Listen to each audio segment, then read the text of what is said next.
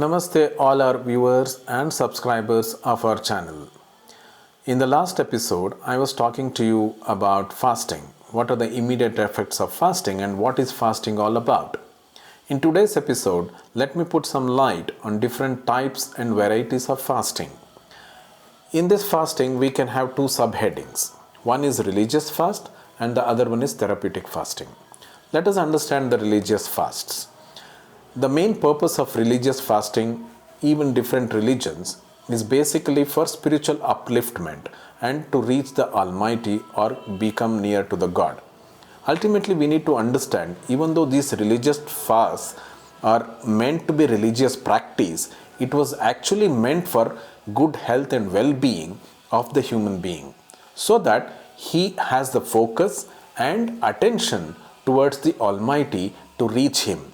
Because fasting will help us to become much more stronger physically and also mentally. Actually, to fast, you need to have a strong mind. You need to prepare yourself to do the fasting because you have to win your mind to control the urge to eat and manage the appetite. So that's the reason ancients had the thought that if we attach it to the religion, people can practice it much more comfortably because they are having a faith on the God and the Almighty, which will help them to practice the fasting. In Hinduism, the most commonest one of religious fast is Ekadasi fasting.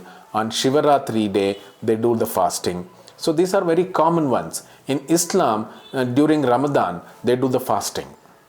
Different religions have different kinds of practices of that kind. For example, Christians in Christianity will practice fasting during Easter, probably avoiding a different one variety of food which is very close to them, probably meat or fish or anything like that. So different sects and different religions have different kinds of practices, which has been very ancient and been practiced for centuries. That is what all about religious fasts. But when it comes to therapeutic fasting, we have several other kinds of fasting there as well in subcategories. One of the most important in therapeutic fasting is water fasting, even though it is not advocated for everyone. Those who are very much adept to fasting, they have experienced it and they don't have many medical conditions, then only water fasting is advised. Water fasting is purely dependent on water and no other intake at all for X number of days. It can last for 3 days or 5 days depending on each individual and the medical condition. So before attempting for water fasting, make sure that you consult your physician and the doctor and understand whether it is adaptable or suitable for you and then practice. The next one is juice fasting. Juice fasting can be a lime or a lemon or any other fruit juice which can go, or even a vegetable juice can also be advocated. During that period of time, you have to have those juices at particular times which you are used to, like breakfast, lunch and dinner, because that is the time when juices are secreted in our stomach. The acid is secreted for digestion. So when you have the juices at that point of time, it becomes easy for you to digest and you will not feel the hunger a lot and the urge to eat, and you don't feel the feeling that I'm not eating. So that is very important to have. That is all about juice fasting. Juice fasting is also recommended based on different conditions. It can be for weight loss, it can be for managing your hypertension or any other condition as well.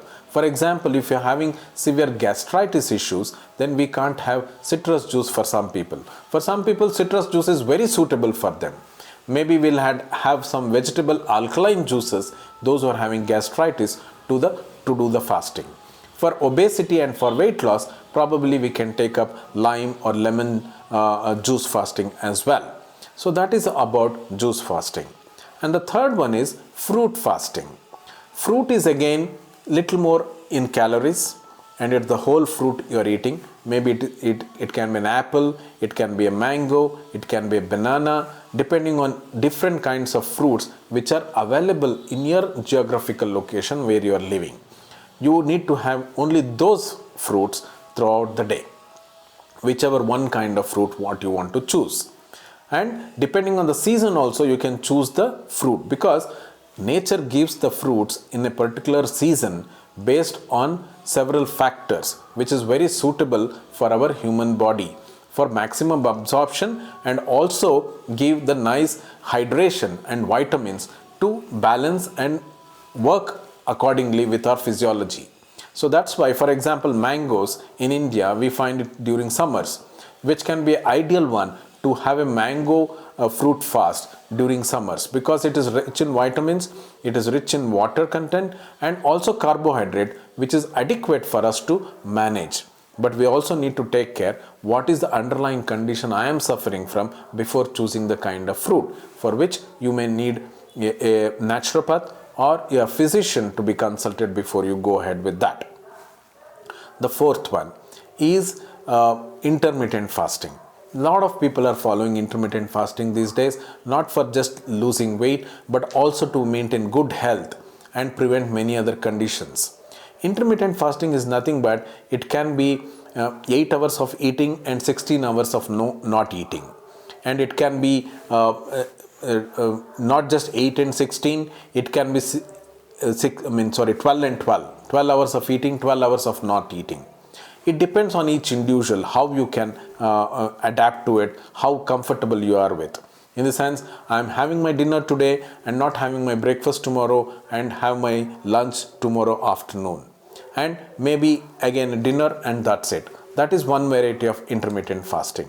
And there are a lot of studies which indicate that all these different kinds of fasting have tremendous benefits in our body to reduce not just the weight, also to reduce the inflammatory markers, which is responsible for several non-communicable chronic ailments and aging factor also. So these are the different kinds of fasting which we advocate, but one important precaution and advice is, please consult your doctor before you practice any of these. I hope you have understood different kinds of fasting, what we have discussed. In the next episode, we'll go and understand different adverse effects of what fasting is. What are the precautions what you need to take, and what are the expected adverse effects, and how to manage. So I hope this information will be good and useful for you to motivate you to adapt some kind of fasting for good health and well-being. Thank you so much.